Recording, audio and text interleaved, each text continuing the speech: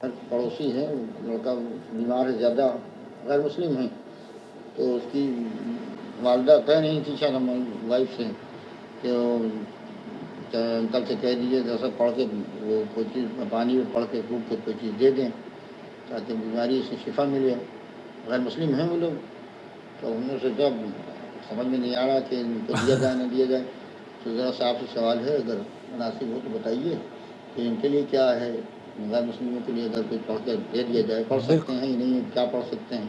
پانی جیسے وہی سورہ فاتحہ گم کی جاتی ہے، وہ بالکل آیت کرسی بالکل پڑھ لی بالکل. جاتی ہے. جیسا بتا دیجیے گا، واضح کر دیجیے، بڑی مہربانی ہوگی. جزاک اللہ خیر. السلام بہت علیکم شکریہ، ورحمۃ بہت اللہ. شکریہ. نحمدہ و نصلی علی رسولہ الکریم، اما بعد. عبید بھائی ہیں لکھنؤ سے.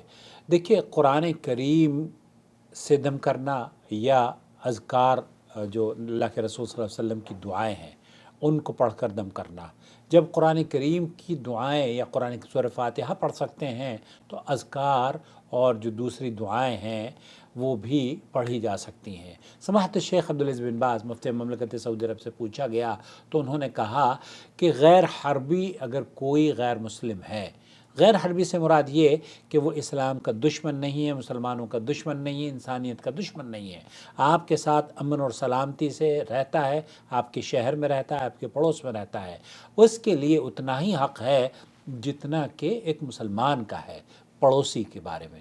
آپ اگر وہ بیمار ہو جاتا ہے اس کو علاج بھی کروائیے، اس کی ضرورت اگر پڑتی ہے اس کو فائنینشیل سپورٹ کیجیے، اور اگر اس کے بچے بیمار ہو جائیں اور وہ اس لائق نہ ہو کہ اس کے علاج و معالجہ کروا سکے تو اس ہندو کی، اس کافر کی، ایک کرسچن کی، ایک یہودی کی، یا کوئی بھی نسل کا ہو، کوئی بھی ہو، چاہے وہ کہ مسلمانوں ہی میں کوئی بدعتی کیوں نہ ہو، کوئی بھی ہو، اس کی تیمارداری اور اس کا خیال کرنا یہ مسلمان پر یہ اس کے لیے جائز ہے اور کرنا چاہیے.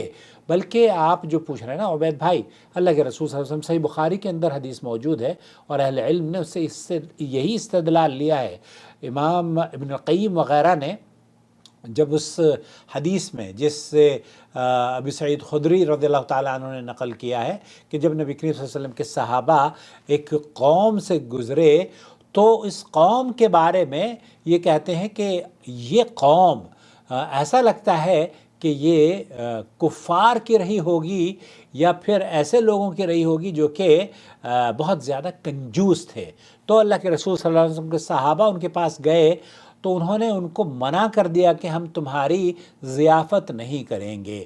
پھر جب ان کے یہاں ایک جانور نے، سانپ بچھو نے اس کے کسی کو کاٹ لیا، اس کے امیر کو، تو ان کے پاس آئے کہ بھئی کیا تم میں سے کوئی ان کی مدد کر سکتا ہے، رقیہ کر سکتا ہے، علاج کر سکتا ہے؟ تو انہوں نے کہا کہ ہاں ہم کر سکتے ہیں، اور لیکن ایسے نہیں کریں گے، آپ کو کھانا بھی کھلانا ہوگا، آپ کو اس کا معاوضہ بھی دینا ہوگا. تو اہل علم نے اس سے یہ بھی استدلال لیا ہے کہ ایک آدمی جب ان پر دم کر رہا ہے تو اس سے استدلال یہ بھی ہے کہ وہ اپنا حق محنت اور اس کی اجرت بھی لے سکتا ہے، یہ جیسے صحابہ نے ان لوگوں سے لی تھی. تو اللہ کے رسول صلی اللہ علیہ وسلم کے صحابہ نے کیا کیا؟ سورہ فاتحہ پڑھی اور اس پر انہوں نے دم کیا اور پھر اللہ تعالیٰ نے اس کو شفا یابی عطا فرما دی. تو یہاں اللہ کے رسول صلی اللہ علیہ وسلم سے جب اس کا تذکرہ کیا کہ بھئی ہم نے ایسا کیا، تو آپ علیہ الصلوۃ والسلام نے خوشی کا اظہار کیا اور اس کھانے کو، بلکہ اللہ کے رسول صلی اللہ علیہ وسلم نے اس کی اجازت دی کہ یہ بہترین عمل آپ لوگوں نے کیا ہے. تو اس حدیث سے، صحیح بخاری اور مسلم کی یہ حدیث ہے، اللہ کے رسول صلی اللہ علیہ وسلم نے سورہ فاتحہ کرنے والوں جو رقیہ کیا تھا، تو آپ بھی سورہ فاتحہ پڑھیں.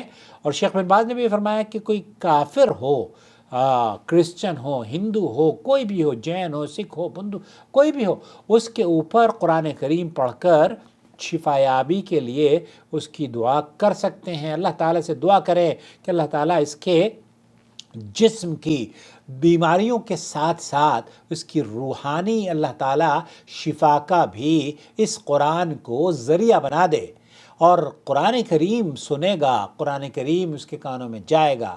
یہ بعید نہیں ہے کہ اللہ رب العالمین کی توحید کی محبت اس کے دل میں اترے گی اور وہ مسلمان ہو سکتا ہے کہ وہ مسلمان کلمہ پڑھ لے اور اسلام قبول کر لے۔ تو آپ بالکل شک اور شبہ نہیں ہے، کافر کے اوپر بھی دم کر سکتے ہیں اور اس کے لیے ہدایت کی اور شفا کی دعا بھی آپ کر سکتے ہیں۔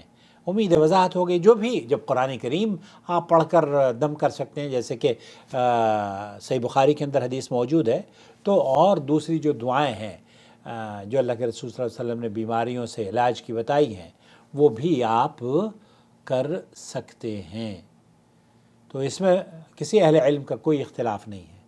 امید وضاحت ہو گئی ہوگی۔ السلام علیکم ورحمۃ اللہ وبرکاتہ۔